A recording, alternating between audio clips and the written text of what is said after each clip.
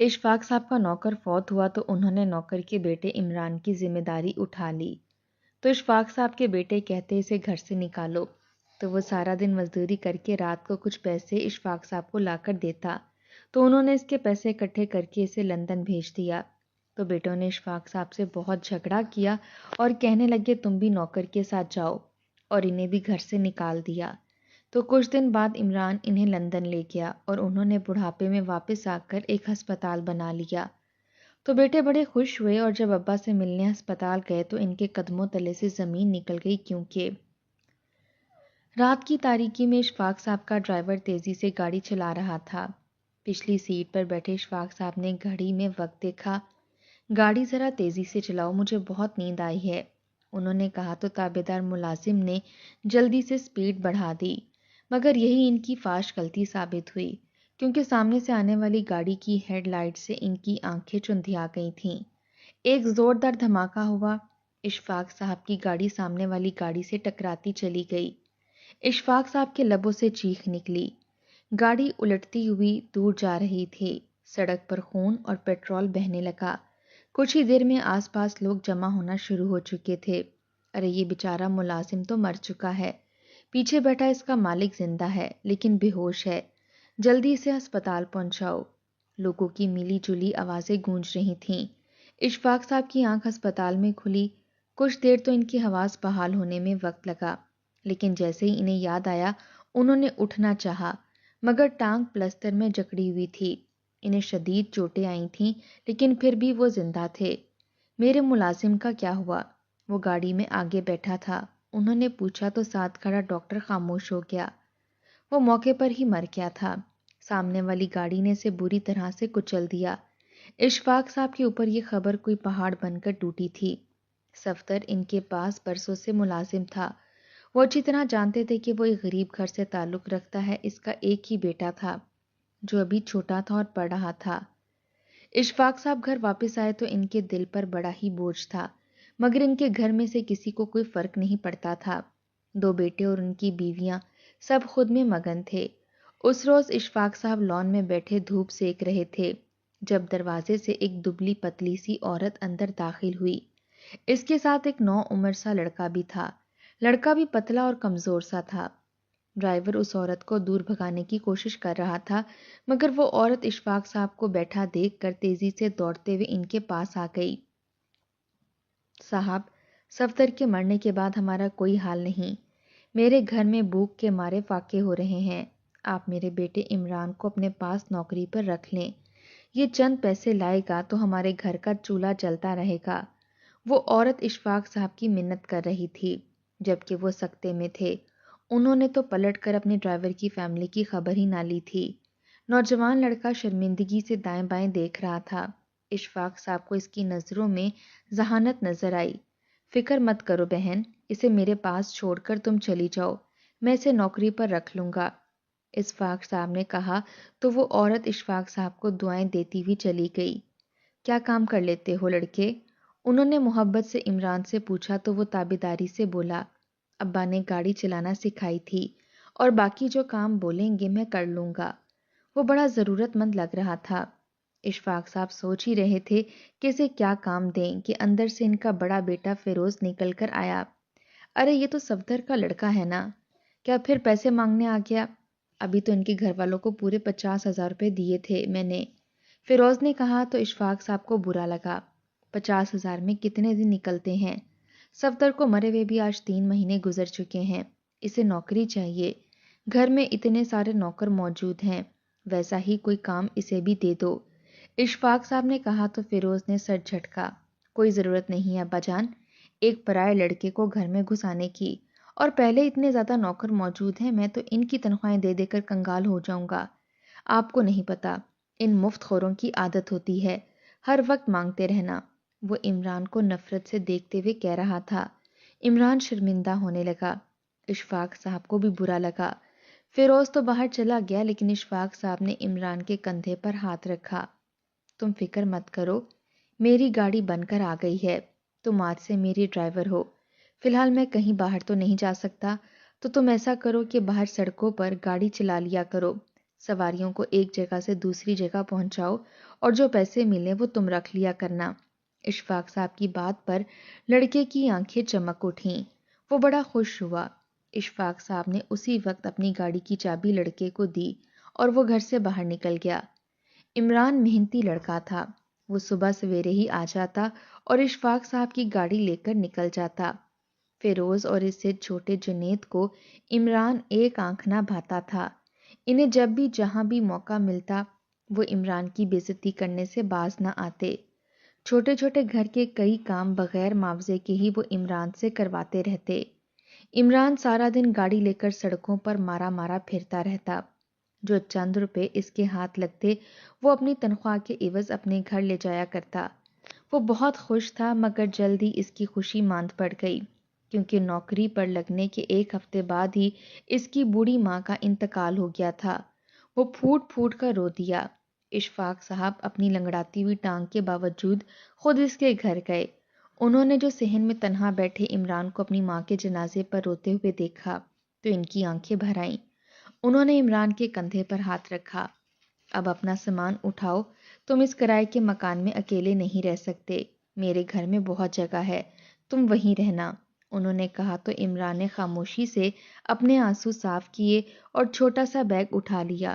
اشفاق صاحب اسے لیے اپنے گھر داخل ہوئے تو سامنے ہی لان میں فیروز جنید اپنی اپنی بیویوں کے ساتھ بیٹھے خوش گپیاں کر رہے تھے۔ انہوں نے جو عمران کو اشفاق صاحب کے ساتھ آتا دیکھا تو ماتھے پر بل پڑ گئے۔ فیروز اپنی جگہ سے اٹھا۔ اب اس مفت خورے کو پھر اٹھا کر لے آئے ہیں؟ اگر ایسا ہی ہے تو کوئی رفائی ادارہ کھول لیں آپ، ہم لوگ گھر سے چلے جاتے ہیں۔ زمانے بھر کے کنگلے چرسیوں نشائیوں کو آپ اس گھر میں جگہ دے دیں، پہلے ہی ہماری محنت کی کمائی آپ اس مفت خورے کی جیب میں ڈالتے رہتے ہیں۔ فیروز بولنا شروع ہوا تو پھر چپ ہی نہ ہوا۔ عمران خواہ شرمندہ سا ہونے لگا، اس کی آنکھوں میں آنسو چمکنے لگے۔ اشفاق صاحب نے فیروز کو خاموش کرانا چاہا لیکن اب اس کے ساتھ جنید بھی اٹھ کر شروع ہو گیا تھا۔ ہمارے گھر میں تو کوئی کمرہ ایسا نہیں ہے جس میں ہم اس لڑکے کو ٹھہرائیں، آپ اس کا بندوبست کہیں اور کر دیں۔ دونوں لڑکوں نے صاف منع کر دیا تھا۔ اشفاق صاحب بے بس سے ہونے لگے، مگر شکر تھا کہ ڈرائیور کی چھوٹی سی کوٹری میں 2 افراد کے سونے کی جگہ بن سکتی تھی۔ ڈرائیور نے مہربانی کی کہ عمران کو بھی اپنے ساتھ ایک چارپائی ڈالنے کی اجازت دے دی۔ اب عمران کی دوہری شامت آ گئی تھی۔ اشفاق صاحب کی بہویں صبح سویرے اسے جگا لیتیں۔ اے لڑکے، چل اٹھ اندر آ، جھاڑو پوچھا کر، کام والی نہیں آئی آج۔ دونوں بہویں کہتی عمران خاموشی سے گھر میں چلا جاتا۔ پیسے بچانے کے لیے فیروز اور جنید دونوں نے سارے ملازمین کو نکال دیا تھا۔ اب ان سب کے کام وہ عمران سے لینے لگے تھے۔ عمران نوجوان سا لڑکا تھا، پڑھائی کے لیے اسے وقت ہی نہ ملتا۔ رفتہ رفتہ کر کے اس کی ساری کتابیں اس سے چھوٹتی چلی گئیں۔ وہ سویرے سویرے اٹھتا، گھر کی صفائی ستھرائی کرتا، برتن دھوتا، بازار سے لانے والی چیزیں لا کر دیتا اور اس کے بعد اشفاق صاحب کی گاڑی لے کر نکل جاتا۔ وہاں سے حاصل ہونے والی ساری رقم لا کر وہ اشفاق صاحب کے ہاتھ پر رکھ دیتا تھا۔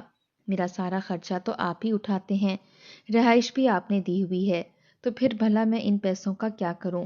وہ بجھے بجھے لہجے میں کہتا۔ اشفاق صاحب کو اس پر بہت ترس آتا تھا۔ ایک رات اشفاق صاحب اپنے کمرے سے نکلے اور لان میں چہل قدمی کرنے لگے۔ اچانک ان کے کانوں میں سے سسکیوں کی آوازیں پڑیں۔ دھیرے دھیرے چلتے ہوئے ڈرائیور کی کوٹری کے سامنے جا پہنچے۔ آوازیں وہیں سے آ رہی تھیں۔ انہوں نے دیکھا عمران سامنے اپنی کتابیں رکھے پھوٹ پھوٹ کر رو رہا تھا۔ اشفاق صاحب کے دل کو کچھ ہونے لگا۔ شاید عمران کے بھی کچھ خواب تھے، وہ بڑا آدمی بننا چاہتا تھا، لیکن اب وہ ایک معمولی ملازم بن کر رہ گیا تھا۔ اپنا دل تھامے اشفاق صاحب واپس اپنے کمرے میں آ گئے۔ اگلی صبح وہ جاگے تو گھر میں گھمسان کا رن پڑا ہوا تھا۔ ملی جلی آوازیں سنائی دے رہی تھیں، یوں لگ رہا تھا کوئی مسلسل کسی کو مار رہا ہے۔ اشفاق صاحب گھبرا کر اپنے کمرے سے نکل آئے۔ انہیں یوں لگا جیسے رونے کی آواز عمران کی ہے۔ باہر لاؤنج میں گھر کے سارے افراد جمع تھے، جنید، فیروز اور ان کی دونوں بیویاں، یہاں تک کہ گھر کے بچے بھی آس پاس جمع تھے۔ فیروز نے عمران کا کان پکڑ کر اسے اپنے سامنے جھکا رکھا تھا اور پے در پہ اس کی کمر پر مکے برسا رہا تھا۔ بتا، کہاں ہے انگوٹھی؟ تیری تو شکل سے لگتا ہے تو کسی چور کی اولاد ہے۔ مفت خورے ہمارا سارا پیسہ نوچ نوچ کر کھائے جا رہا ہے، مفت میں رہ رہا ہے، مفت میں گاڑی چلاتا رہتا ہے، اس کے باوجود چوریاں کرتا ہے۔ مجھے پہلے ہی تجھ پر شک تھا۔ فیروز نے ایک زوردار مکہ عمران کے جبڑے پر مارا تو وہ پتلا سوکھا سا لڑکا اوندھے منہ زمین پر جا گرا۔ اس کی ناک سے خون بہنے لگا۔ اور ماریں اسے، یہی میرے کمرے میں گیا تھا، اسی نے چرائی ہوگی انگوٹھی، ابھی بتا دے گا کہاں ہے۔ فیروز کی بیوی نے آگے بڑھ کر اپنی ہیل والی جوتی عمران کے پیٹ میں رسید کی۔ اشفاق صاحب گھبرا کر آگے بڑھے۔ کیا ہو رہا ہے یہ؟ کیوں مار رہے ہو اس معصوم کو؟ انہوں نے آگے بڑھ کر عمران کو اٹھانا چاہا، وہ بری طرح سے کانپ رہا تھا۔ ابا جان آ گئے آپ؟ اس کی سپورٹ کرنے کے لیے صبح میں نے اس سے کہا تھا کہ میرے کمرے پر پردے اتار کر دھو دے، یہ پردے اتار کر لے گیا، اور اب جب میں کمرے میں گئی تو وہاں میرے سونے کی انگوٹھی موجود نہیں ہے، یقیناً اسی نے چرائی ہے۔ فیروز کی بیوی چمک کر بولی۔ اشفاق صاحب کو افسوس ہونے لگا، عمران ایسا ہرگز نہیں تھا، مگر کوئی بھی اس پر یقین کرنے کے لیے تیار نہ تھا۔ عمران کپ کپ آ رہا تھا۔ اس نے اشفاق صاحب کی دونوں ٹانگوں کو پکڑ لیا۔ مجھے معاف کر دو صاحب، میں نے کچھ نہیں چرایا، میں بے قصور ہوں، میں نے تو انگوٹھی کی شکل بھی نہیں دیکھی۔ وہ مسلسل گڑ گڑا رہا تھا۔ تو ایسے نہیں مانے گا، ابھی بلاتا ہوں پولیس کو، سارا سچ اگل دے گا۔ فیروز آگے بڑھا، اشفاق صاحب اسے روکنے کی کوشش کرنے لگے اور اگلے ہی لمحے کمرے سے فیروز کی بیٹی بھاگتی ہوئی آئی۔ ماما، ماما یہ رہی آپ کی انگوٹھی، یہ ڈریسنگ ٹیبل کے نیچے گری ہوئی تھی، میں وہاں سے اپنا کھلونا لینے لگی تو یہ مجھے مل گئی۔ فیروز کی بیٹی نے انگوٹھی ماں کے سامنے کی۔ ہال میں سب پر سناٹا چھا گیا۔ اشفاق صاحب نے ایک ملامتی نگاہ اپنے بیٹوں پر ڈالی جنہوں نے بے قصور عمران کو بری طرح سے پیٹ ڈالا تھا، مگر ان کے چہروں پر شرمندگی نام کی کوئی چیز نہیں تھی۔ چل اٹھ باہر جا، جو کام رہتا ہے وہ ختم کر۔ فیروز نے بغیر شرمندہ ہوئے عمران کو بازو سے پکڑ کر اٹھایا اور باہر کی سمت دھکیلا۔ وہ بیچارہ لرزتا کانپتا آنسو صاف کرتا ہوا باہر کو جانے لگا۔ اشفاق صاحب کو اپنے بیٹوں کا یہ عمل ایک آنکھ نہ بھایا تھا۔ ان میں سے کسی نے عمران سے معافی تک نہ مانگی تھی۔ اشفاق صاحب بھی عمران کے پیچھے پیچھے خاموشی سے باہر نکل آئے۔ لان کی گھاس کاٹ کر وہ گاڑی لے کر جانے لگا تو اشفاق صاحب نے دیکھا اس کا چہرہ سوجا ہوا تھا۔ انہوں نے ایک فیصلہ کر لیا، آج رات کو جو پیسے تمہیں ملیں وہ لے کر میرے پاس آنا۔ اشفاق صاحب نے کہا تو عمران سر ہلا کر چلا گیا۔ رات گئے جب وہ واپس آیا تو اس کی جیب میں جو چند ہزار روپے تھے اس نے لا کر اشفاق صاحب کے ہاتھ پر رکھ دیے۔ اشفاق صاحب نے الماری میں سے وہ سارے پیسے نکالے جو عمران ہر روز انہیں لا کر دیتا تھا۔ وہ کافی ساری رقم تھی۔ اشفاق صاحب نے اس رقم میں اپنے پاس سے بھی رقم شامل کی۔ عمران حیرانگی سے دیکھ رہا تھا۔ یہ سب کس لیے ہے صاحب؟ اس نے پوچھا تو اشفاق صاحب مسکرا دیے۔ میرا اپنا ایک دوست ویزے لگانے کا کام کرتا ہے، آج ہی لندن کی ویزے کے لیے اپلائی کر دو، تمہارے خواب اونچے ہیں، لندن اونچے خواب دیکھنے والوں کو جگہ ضرور دیتا ہے، وہاں تمہیں اچھا کام مل جائے گا اور تم ایک بڑے آدمی بن جاؤ گے، یہاں روز روز مار کھانے سے تو اچھا ہے کہ تم اپنی زندگی بناؤ، اشفاق صاحب نے محبت سے کہا۔ عمران حیرت سے انہیں دیکھنے لگا، لیکن اس نے اشفاق صاحب کی بات مان لی تھی۔ شاید اس کی قسمت اچھی تھی کہ کچھ ہی عرصے میں اس کا لندن کا ویزا منظور ہو گیا۔ جس دن اس کی فلائٹ تھی وہ اپنا بیگ تیار کر کے باہر لایا تو اشفاق صاحب نے اسے بڑی محبت سے رخصت کیا۔ جب وہ گیٹ سے باہر نکل رہا تھا تو جنید اور فیروز نے اسے جاتے ہوئے دیکھ لیا۔ یہ مفت خور کہاں چلا گیا ابا جان؟ لگتا تو نہیں کہ ہماری جان چھوڑے گا، اچھے بھلے گھر کے کام کاج نپٹا دیا کرتا تھا، اب ان سب کے لیے پھر ملازم رکھنا پڑے گا، فیروز نے غصے سے کہا تو اشفاق صاحب بے بسی سے سر جھٹک کر رہ گئے۔ وہ اب واپس نہیں آئے گا، وہ لندن چلا گیا ہے، اشفاق صاحب نے کہا تو دونوں بیٹوں کے سر پر جیسے آسمان ٹوٹ پڑا۔ لندن، اس کی اتنی اوقات کیسے ہو گئی کہ یہ لندن جائے گا؟ جنید نے حیرت سے پوچھا، کیونکہ ایک عرصے تک وہ بھی یورپ جانے کا خواب دیکھا کرتا تھا، لیکن اشفاق صاحب کی مالی حیثیت اچھی ہونے کے باوجود ان دونوں میں سے کبھی کوئی بیرون ملک نہ جا سکا تھا۔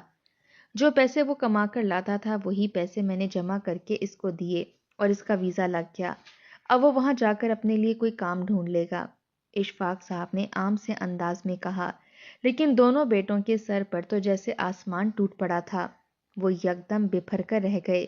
دیکھا، میں نے کہا تھا نا، آپ اسے گھر میں لائے ہی اسی لیے ہیں تاکہ ہمارے حصے کا رزق اس کو کھلا سکیں۔ ساری زندگی بیٹوں کے لیے تو کچھ کیا نہیں، یہ ایک ٹوٹا پھوٹا سا مکان بنایا ہے اور خود بیمار ہو کر بستر پر پڑے ہیں۔ دن رات ہماری بیویاں آپ کی خدمتیں کرتی ہیں، آپ کے کام کر کر کے ہم لوگ بے حال ہو جاتے ہیں، اور آپ نے سارا پیسہ اٹھا کر اس نوکر کو دے دیا۔ آخر اس کی اوقات کیا تھی؟ فیروز غصے میں پاگل ہوئے جا رہا تھا۔ جنید کے بھی منہ میں جو آ رہا تھا وہ کہے جا رہا تھا۔ اشفاق صاحب بے بسی سے اپنے بیٹوں کو دیکھنے لگے۔ انہوں نے تو طوفان اٹھا رکھا تھا۔ اگر ایسی بات ہے کہ آپ نے ہمارے اوپر ایک نوکر کو فوقیت دینی ہے تو پھر اٹھائیں اپنا سامان اور نکلیں آپ بھی یہاں سے، اسی نوکر کے ساتھ جائیں، فیروز نے غصے سے کہا اور خود اندر کمرے میں چلا گیا۔ اشفاق صاحب ساکت رہ گئے۔ بیٹوں نے آج ان سے کس زبان میں بات کی تھی؟ ان کی آنکھوں میں آنسو آنے لگے، مگر انہوں نے خود کو سنبھال لیا۔ عمران بیرون ملک پہنچ گیا تھا۔ اس کی قسمت اچھی تھی کہ جاتے ہی اسے کام مل گیا۔ وہ روزانہ اشفاق صاحب کو فون کرتا۔ اشفاق صاحب اس کی آواز سن کر روتے۔ جب سے وہ لندن گیا تھا گھر والوں نے اشفاق صاحب پر زندگی مزید تنگ کرتی تھی۔ ان کی گاڑی ان سے چھین لی گئی تھی۔ دونوں بہویں آتے جاتے انہیں بے عزت کرتی رہتی۔ ہمارے شوہر کا پیسہ اٹھا کر آپ نے اس 2 کوڑی کے نوکر کو لندن بھجوا دیا اور خود ہمارے در پر پڑے ہیں۔ اشفاق صاحب شرمندہ سے ہونے لگ جاتے۔ دن گزرتے رہے۔ اشفاق صاحب بوڑھے اور کمزور ہو چکے تھے۔ بہویں ان کی ذمہ داری سے عاجز آ چکی تھیں۔ انہیں پورے دن میں احسان کر کے ایک وقت کا کھانا دیتی، کھانا بھی وہ جس میں انتہا کا تیل اور مرچی ہوتی۔ ان کے لیے علیحدہ سے پرہیزی کھانا نہ بنایا جاتا۔ وہ جیسے تیسے کر کے وہ کھانا کھا تو لیتے، لیکن ان کی طبیعت ہر وقت ہی خراب رہنے لگی۔ وہ بے حد کمزور ہو چکے تھے۔ دن مزید گزرنے لگے۔ اشفاق صاحب مزید نڈھال اور کمزور ہو چکے تھے۔ عمران فون کر کے خیریت پوچھتا تو ان کی آنکھوں میں آنسو آ جاتے، لیکن وہ اسے کچھ نہ بتاتے۔ عمران لندن میں اچھے پیسے کمانے لگا تھا، لیکن ان کے اپنے بیٹے کا عجیب حال تھا۔ ان کا کاروبار چلانے کا دل ہی نہ چاہتا۔ زیادہ تر وقت وہ لوگ گھومتے پھرتے ہی رہتے۔ اس روز بھی فیروز اور جنید نے مری گھومنے کا پلان بنا لیا۔ دونوں بیویاں بڑے عرصے سے اصرار کر رہی تھیں، لیکن ابا جان کو کہاں چھوڑ کر جایا جائے، انہیں بس یہی پریشانی تھی۔ ایک رات فیروز کمرے میں آیا اور خاموشی سے باپ کا سامان ایک بیگ میں رکھنے لگا۔ وہ نڈھال سے انداز میں بستر پر لیٹے ہوئے تھے۔ یہ کیا کر رہے ہو فیروز؟ انہوں نے پوچھا۔ آپ اپنے دوست صدیق صاحب کے گھر چلے جائیے، ہم لوگ کچھ دن کے لیے مری جائیں گے، فیروز نے سادہ سا جواب دیا اور ان کا سامان اٹھا کر انہیں زبردستی بازو سے اٹھانے لگا۔ اشفاق صاحب ششدر رہ گئے۔ لیکن صدیق تو اس شہر میں نہیں رہتا، میں کہاں جاؤں گا؟ انہوں نے گھبرا کر بولنا چاہا، لیکن فیروز جھنجھلا گیا۔ جہاں مرضی چلے جائیں آپ، ہماری جان تو چھوڑیں۔ اشفاق صاحب اٹھ بھی نہ سکتے تھے، لیکن حیران پریشان اٹھ کر بیٹھ گئے۔ فیروز انہیں بازو سے گھسیٹتا ہوا باہر لایا اور بیگ ان کے ہاتھ میں تھما دیا۔ کچھ دیر بعد ہماری فلائٹ ہے، آپ چلے جائیے، اتنا کہہ کر وہ گھر کے اندر چلا گیا۔ اشفاق صاحب لرزتی ٹانگوں کے ساتھ وہیں روڈ پر تنہا کھڑے رہ گئے۔ انہیں پتا تھا صدیق صاحب اب اس شہر میں نہیں رہتے، اب وہ کہاں جائیں گے؟ یہی سوچ انہیں پریشان کر رہی تھی۔ ان کی آنکھوں میں آنسو آنے لگے۔ انہوں نے پڑوسیوں کا دروازہ کھٹکھٹایا اور موبائل فون مانگا۔ پڑوسیوں نے موبائل لا کر دیا تو انہوں نے کانپتے ہاتھوں سے عمران کا نمبر ملایا۔ دوسری جانب پہلی کال پر ہی عمران نے فون اٹھا لیا۔ کیا ہوا ابا جان؟ اس نے حیرانی سے پوچھا تو اشفاق صاحب پھوٹ پھوٹ کر رونے لگے۔ ان کے آنسو عمران سے برداشت نہ ہوئے۔ آپ پڑوسیوں کے لڑکے کو فون دیں۔ عمران نے فون پر نہ جانے پڑوسیوں سے کیا بات کی کہ وہ عزت اور احترام سے اشفاق صاحب کو گھر کے اندر لے گئے۔ عمران اگلے ہی دن انہیں لینے کے لیے لندن سے آ پہنچا تھا۔ مہنگا سوٹ، اچھے جوتے، لگتا تھا قسمت عمران پر خوب مہربان ہے۔ اس نے جو اشفاق صاحب کو اس حال میں دیکھا تو پھوٹ پھوٹ کر رو دیا۔ یہ آپ کا کیا حال ہو گیا ابا جان؟ اب آپ میرے ساتھ چلیں، میں آپ کو یہاں نہیں رہنے دوں گا، عمران نے کہا۔ فیروز اور جنید ابھی تک مری سے واپس نہ آئے تھے۔ عمران نے خاموشی سے اشفاق صاحب کی لندن روانگی کی ٹکٹ کروا لی۔ جس وقت ان کے جہاز نے پاکستان کی سرزمین کو چھوڑا، اشفاق صاحب پھوٹ پھوٹ کر رونے لگے۔ فکر مت کیجیے ابا جان، میں بھی تو آپ کا بیٹا ہی ہوں۔ عمران نے محبت سے ہلکا ہاتھ تھام لیا، اور واقعی عمران نے بیٹا بن کر دکھایا۔ لندن میں اس نے اپنا ایک چھوٹا سا فلیٹ لے لیا تھا۔ چونکہ وہ محنتی تھا، لندن کی سڑکوں پر ٹیکسی چلاتا تھا۔ اگر اس نے اچھے پیسے کما لیے تھے تو ساتھ ہی ساتھ پڑھائی میں بھی داخلہ لیا ہوا تھا، اسی لیے جلد ہی وہ لندن میں سیٹ ہو چکا تھا۔ اس نے وہاں ایک چھوٹا سا سٹور بنایا تھا جہاں سے اسے اچھی آمدنی ہوتی تھی۔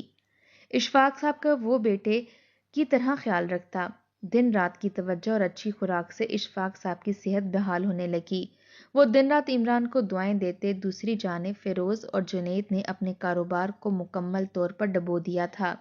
جیسے ہی وہ مری سے واپس آئے، ایک بڑی ڈیل کینسل ہونے کی اطلاع ملی۔ نقصان اتنا زیادہ تھا کہ پورا کرنے کے لیے انہیں اپنا گھر تک بیچنا پڑا۔ سارا زیور بک گیا، ساری جمع پونجی خرچ ہو گئی۔ وہ لوگ ایک چھوٹے سے کرائے کے مکان میں منتقل ہو گئے۔ باپ تو انہیں یاد تک نہ آیا، لیکن غربت نے ان کے گھر میں ڈیرے ڈال لیے۔ اشفاق صاحب لندن میں صحت یاب ہوئے تو انہیں اپنے وطن کی یاد ستانے لگی۔ میں چاہتا ہوں کہ میں پاکستان واپس چلا جاؤں، مجھے یہاں کی سرد ہوا راس نہیں آ رہی۔ انہوں نے محبت سے عمران سے کہا تو وہ مسکرا دیا۔ آپ فکر ہی مت کریں، میں آپ کی ٹکٹ کروا دیتا ہوں۔ عمران نے باپ کا ہاتھ تھاما اور اگلے ہی دن انہیں لے کر واپس پاکستان آ گیا۔ پاکستان میں اس نے اشفاق صاحب کے لیے خوبصورت سا گھر خرید لیا تھا۔ عمران روپے پیسے میں کھیل رہا تھا، کوئی چیز اس کے لیے ناممکن نہ تھی۔ اشفاق صاحب کی شدید خواہش تھی کہ وہ پاکستان میں ایک ایسا ہسپتال بنائیں جہاں کمزور اور بوڑھے افراد کا علاج ہو سکے۔ ویسے بھی وہ فارغ بیٹھے بیٹھے تھک چکے تھے۔ انہوں نے اپنے پرانے دوست سے رابطہ کیا، دوست بھی راضی ہو گیا، تو دونوں نے مل کر شہر کے ایک پوش علاقے میں شاندار ہسپتال بنا لیا۔ ہسپتال کی تعمیر میں 6 ماہ کا وقت لگ گیا، لیکن جب ہسپتال کی تعمیر مکمل ہوئی تو جو بھی اسے دیکھتا حیران رہ جاتا۔ اشفاق صاحب نے اپنی جوانی کے دور کے سارے تعلقات کو استعمال کر لیا تھا۔ روپیہ پیسہ سارا عمران کا لگا تھا، لیکن اس نے یہ سارا کریڈٹ اشفاق صاحب کو دے ڈالا۔ ہسپتال میں ماہر ڈاکٹروں کی ایک ٹیم کو بھرتی کر لیا گیا تھا۔ اشفاق صاحب کی خاص ہدایت تھی کہ غریب اور نادار افراد پر خصوصی رحم کیا جائے اور ان کی اسپتال فنڈ سے مدد کی جائے۔ ایک روز اشفاق صاحب اپنے آفس میں بیٹھے تھے۔ عمران ان کے سامنے کچھ فائلیں رکھ رہا تھا کہ اچانک دروازہ کھول کر ایک ینگ ڈاکٹر اندر داخل ہوا۔ صاحب، ایک عجیب سا کیس آیا ہے۔ ایک درمیانی عمر کا آدمی ہے، اسے سر میں شدید قسم کا درد ہوتا ہے۔ ہم نے سارے ٹیسٹ کروا لیے ہیں، لیکن اس کا علاج بہت مہنگا ہے۔ علاج کروانے کے لیے ان کے پاس ایک پھوٹی کوڑی بھی نہیں۔ سارے ٹیسٹ وغیرہ بھی ہسپتال کی رقم سے کروائے گئے ہیں۔ اس مہینے غریبوں کی مدد کرنے والا کوٹا بھی مکمل ہو چکا ہے۔ اب ہمیں سمجھ نہیں آ رہا کہ ہم اس شخص کا کیا کریں۔ وہ اور اس کی بیوی بچے سارے منت سماجت کر رہے ہیں کہ انہیں اسپتال کے مالک سے ملنا ہے تاکہ وہ درخواست کر سکیں۔ ڈاکٹر نے کہا تو اشفاق صاحب سوچ کر رہ گئے۔ وہ تو اپنی ساری جمع پونجی پہلے ہی اسپتال کے لیے وقف کر چکے تھے، یہاں تک کہ عمران بھی اپنی آمدنی کا بڑا حصہ ہسپتال فنڈ میں دیتا تھا۔ اشفاق صاحب اپنے دفتر سے نکل کر باہر چلے آئے۔ وارڈ میں جہاں پر وہ مریض تھا وہاں ایک قیامت برپا ہوئی تھی۔ ایک چیخو پکار مچی ہوئی تھی۔ اس آدمی کے چیخنے کی آوازیں باہر تک آ رہی تھیں۔ اشفاق صاحب نے اپنے کوٹ کا بٹن بند کیا اور عمران کے ساتھ وارڈ میں داخل ہوئے، اور اگلے ہی لمحے ان کے قدموں تلے سے زمین نکل گئی۔ سامنے بیڈ پر جو مریض لیٹا تھا، اشفاق صاحب کو دیکھتے ہی اس کی آنکھیں بھی بے یقینی سے پھیل گئیں۔ اس کے ساتھ کھڑی عورت اور بچوں نے اشفاق صاحب کا چہرہ نہ دیکھا تھا، بس ان کے قیمتی جوتے اور کپڑوں کو دیکھتے ہوئے ان کی ٹانگوں سے لپٹ گئے تھے۔ مدد کر دیں صاحب، میرے شوہر کا علاج کر دیں، ہمارے پاس ان کا علاج کروانے کے لیے پیسے نہیں ہیں، وہ عورت گڑ گڑا رہی تھی، جبکہ اشفاق صاحب پھٹی پھٹی نگاہوں سے سامنے بستر پر لیٹے فیروز کو دیکھ رہے تھے، جو سوکھ کر ہڈیوں کا ڈھانچہ بن گیا تھا۔ وہ ان کا اپنا بیٹا فیروز تھا۔ اشفاق صاحب کے قدم لڑکھڑا گئے۔ عمران نے جلدی سے آگے بڑھ کر انہیں سہارا دیا۔ اس مریض کے سارے ٹیسٹ مفت کروائے جائیں، عمران نے حکم دیا تو لوگوں نے سر ہلا دیا۔ فیروز نے بے یقین نگاہوں سے عمران کی جانب دیکھا۔ اسی لمحے دروازے سے جنید اندر داخل ہوا۔ اس کا حال بھی بے حد برا تھا، پھٹے پرانے کپڑے اور ان پر لگی کالک، یوں لگ رہا تھا جیسے وہ کوئی معمولی سی نوکری کرتا ہے۔ اس کے ہاتھ میں چند دوائیاں تھیں۔ یہ لیں بھائی جان آپ کی دوائیاں، اب میرے پاس مزید پیسے نہیں ہیں، شاید پورا مہینہ فاقے کرنے پڑیں، اس نے مری مری آواز میں کہا، اور تبھی اس کی نگاہ عمران اور اشفاق صاحب پر پڑی۔ اس کی آنکھیں بھی بے یقینی سے پھیل گئیں۔ یہ تو ابا جان ہیں، اور یہ عمران؟ اس نے سر سے لے کر پیر تک عمران کا جائزہ لیا۔ ہاں یہ عمران ہے، یہ ہسپتال اسی کی ملکیت ہے۔ جب تم لوگوں نے مجھے گھر سے نکال دیا تو یہی میرا بیٹا بنا اور اسی نے مجھے سہارا دیا۔ اشفاق صاحب نے سنجیدگی سے کہا تو فیروز اور جنید ہکا بکا رہ گئے۔ ان کی آنکھوں میں آنسو بھرنے لگے۔ ہمیں معاف کر دیجیے ابا جان، جب سے آپ کو گھر سے نکالا تھا اس کے بعد ہمارے حالات تیزی سے بگڑنا شروع ہو گئے۔ ہم دنوں میں کنگال ہو گئے، یہاں تک کہ ہمارے پاس کھانے پینے کے لیے بھی پیسے نہ بچے۔ اچانک ہی بھائی جان کی حالت تیزی سے خراب ہونے لگی، گھر میں ہر وقت بیماریاں رہنے لگیں۔ ہمارے پاس ان بیماریوں کے علاج کے لیے بھی پیسے نہ تھے، مگر فیروز بھائی کے دماغ میں بڑھنے والا کینسر خطرناک صورت اختیار کر گیا۔ ہمارے پاس علاج کے لیے پیسے نہ تھے، تبھی کسی نے اس ہسپتال کا بتایا جو نیا بنا تھا، اور سننے میں آیا تھا کہ وہاں کا مالک بڑا ہی نیک دل انسان ہے جو غریبوں کا مفت علاج کرتا ہے۔ بہت منت سماجت کے بعد ہمیں آج چوکیدار نے اندر آنے دیا ہے۔ ہمیں پتہ ہی نہیں تھا کہ یہ اسپتال تو ہمارے باپ کا ہے۔ جنید کی آنکھوں سے آنسو بہہ رہے تھے۔ فیروز ایک دفعہ پھر درد سے تڑپنے لگا تھا۔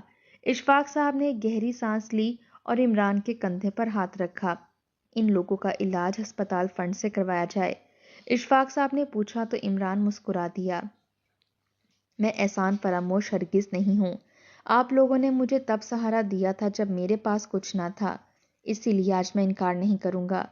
فیروز بھائی کے علاج کا تمام خرچ میں خود اٹھاؤں گا، اس نے کہا تو فیروز اور جنید دونوں شرمندہ سے ہونے لگے، جبکہ اشفاق صاحب مسکرا دیے تھے۔ عمران کی صورت میں جو نیکی انہوں نے کی تھی وہ انہیں مہنگی نہیں پڑی تھی۔